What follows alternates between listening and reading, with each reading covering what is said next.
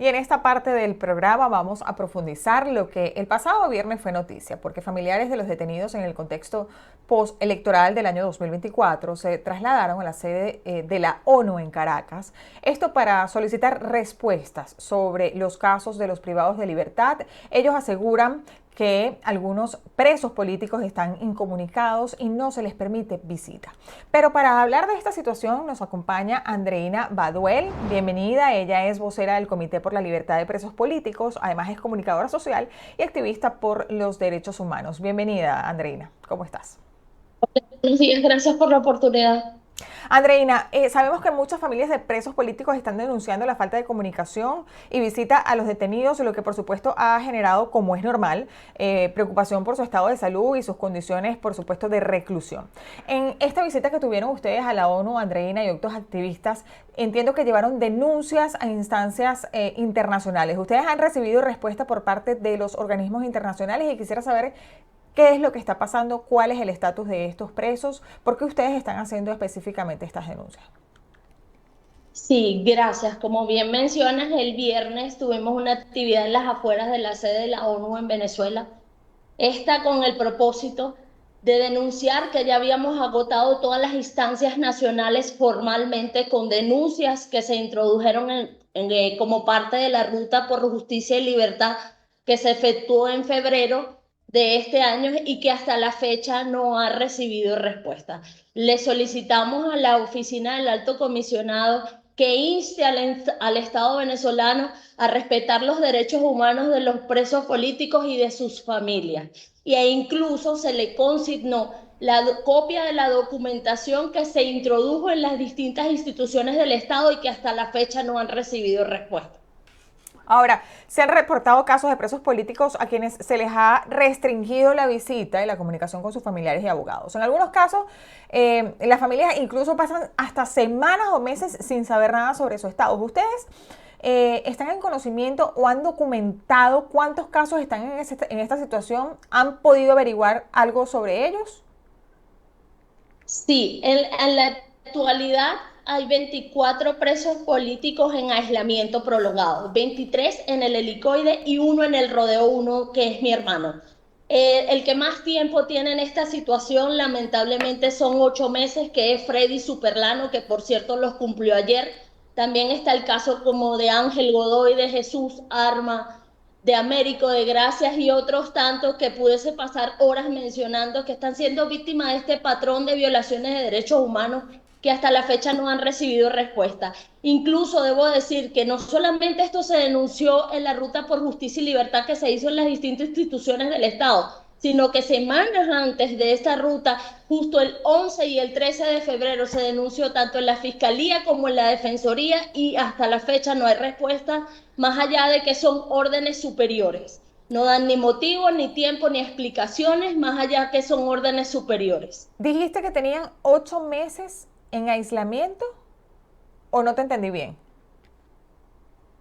Hay gente que tiene hasta 8 meses en aislamiento prolongado. Mi hermano tiene 2 meses ya, cumplió la semana pasada y no hay respuesta oficial de por qué tal arbitrariedad. Y eso está formalmente denunciado tanto en los organismos del Estado como en las instancias internacionales, que debo mencionar que, por cierto, en las últimas semanas del mes de marzo, tanto la misión de determinación de los hechos de la ONU como la oficina del Alto Comisionado denunciaron que en Venezuela existe un patrón de tortura, que existen violaciones de derechos humanos, no solo para los presos políticos, sino también para las familias. Andreina, ¿cómo se sienten ustedes al saber que ciertamente sí, se ha denunciado, ciertamente se ha expresado esta voz nuevamente, de denuncia, pero más allá de eso, ¿qué hacen los organismos internacionales? Por los presos políticos, por su familia que también es agredida, ¿no? Bueno, es público, notorio y comunicacional que el régimen hace caso omiso a todos esos exhortos y a esas denuncias. Prueba de ello es que han muerto más de 20 presos políticos en la cárcel durante más de 10 años, entre ellos mi papá. Lamentablemente, victorias tempranas, por así decirlo, no hay, pero les aseguro que todos estos pronunciamientos, exhortos y medidas de protección pueden llegar a salvar vidas, porque puede hacer que frene la crueldad a las que son sometidos los presos políticos. Mencionas a Nicolás Maduro y él ha sostenido en reiteradas oportunidades que en Venezuela no hay presos políticos, sino personas detenidas, ¿ok?, por delitos comunes. Sin embargo, diversas organizaciones de derechos humanos han documentado que muchos de estos detenidos han sido perseguidos por razones políticas. ¿Qué responden ustedes a esto? ¿Cómo se sienten ante esta burla? ¿Puede ser? Es una burla, como bien lo dices, y por supuesto nos causa profunda indignación, porque si algo tenemos los familiares de los presos políticos es pruebas de inocencia. Si algo está demostrado en Venezuela es que la disidencia es criminalizada y perseguida y por eso los apresan y amenazan a los familiares de que si denunciamos esas situaciones se empeoran. Y tal es el caso que, bueno, que yo hoy tengo 2 meses sin ver a mi hermano luego de dar una rueda de prensa donde denuncié las condiciones inhumanas que está viviendo él y otros presos políticos en el Rodeo 1.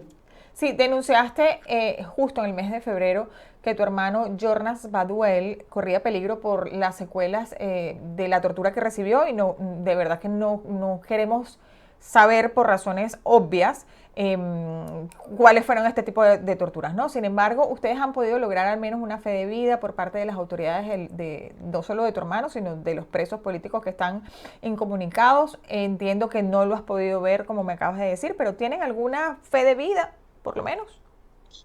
No hay ni fe de vida. La única certeza que tenemos es que en las condiciones de inmensa crueldad a las que están sometiendo a los presos políticos y a esta zozobra a la que someten a las familias, van generando un desgaste progresivo en ellos Claro. que lamentablemente cobra vidas. Pero fe de vida no ha habido ni atención médica especializada oportuna y por eso lamentablemente en los últimos tiempos han fallecido 5 presos políticos en menos de 3 meses. Yo estuve investigando para poder hacer esta entrevista y ¿tienen ustedes conocimiento de si hay represión contra los detenidos por denunciar este tipo de acciones, por denunciar las condiciones de reclusión y los tratos denigrantes en prisión según palabras de ustedes? Sí, claro. Una prueba de ello es este aislamiento prolongado, que es un mecanismo de tortura tanto para ellos como para nosotros.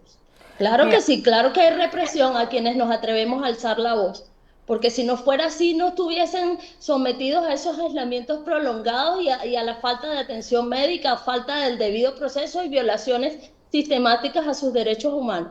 hay algo que me llamó también mucho la atención y es que en algunos centros de reclusión los familiares de los presos políticos han denunciado que al preguntar por la suspensión de visitas, los funcionarios simplemente responden que no conocen el tiempo ni el motivo de esta medida. ¿Cómo se digiere esto emocionalmente para las familias que quedan en total incertidumbre sobre el estatus de sus seres queridos, Andreina? No hay forma de digerirlo. Tal y como lo dije hace unos minutos, causa profunda indignación, molestia y desgaste, porque no deja uno de preocuparse, ya sabiendo las condiciones inhumanas en las que están sometidos. Debo señalar y hablo ampliamente de este lugar porque es donde está mi hermano y tengo más detalles, por así decirlo, que el Rodeo 1 se caracteriza por las condiciones de reclusión tan rudas a las que son sometidos. Están en una celda 2x2 en la que solo tienen una letrina y una cama de cemento, en la que no tienen ni siquiera noción del tiempo, en la que no le permiten una llamada, no le permiten contacto con sus abogados. Y por supuesto que uno, sin verlos, esos pocos minutos que dan de visita, te preocupas mucho más, no hay manera de digerirlo, por el contrario, no hay paz, hay zozobra todos los días de nuestras vidas, sabiendo que la única certeza que tenemos es que no son tratados con respeto ni con dignidad, sino que son víctimas de violaciones sistemáticas de sus derechos humanos. Sí, recordarle a nuestros televidentes que estamos completamente en vivo, pero en el pasado algunos presos políticos han sido liberados, Andreina, mediante negociaciones entre el régimen y la oposición. ¿Ustedes creen que haya alguna posibilidad de que se logren nuevas liberaciones? No sé si a corto plazo o a mediano plazo. ¿Tienen alguna idea de algunas negociaciones que puedan estarse llevando a cabo?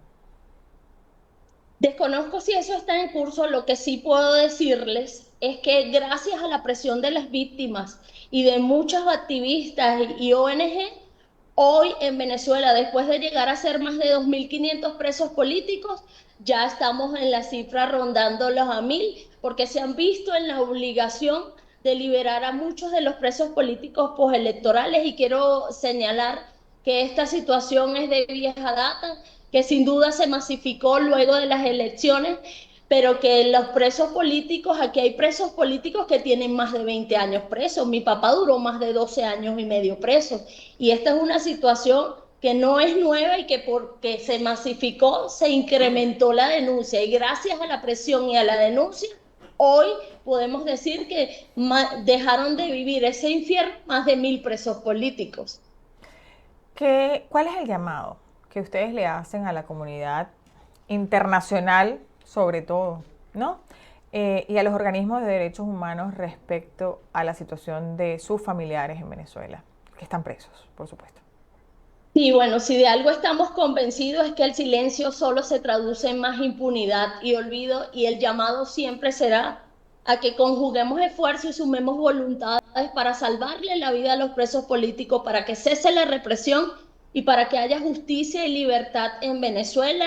Y en ese sentido, las víctimas juegan un papel muy importante, pero solas no pueden, y todos quienes quieren y pueden tener la vocación de servicio y de ayudar a estas familias y poder seguir haciendo denuncias y elevando la voz en nombre de todas estas víctimas, será bien agradecido y súper oportuno, porque les insisto, la denuncia incluso puede salvar la vida de los presos políticos y frenar la represión a la disidencia y a las familias de los presos políticos.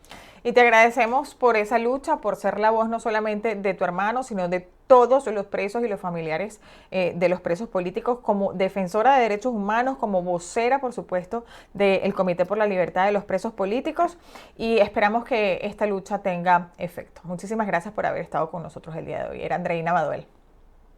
Gracias.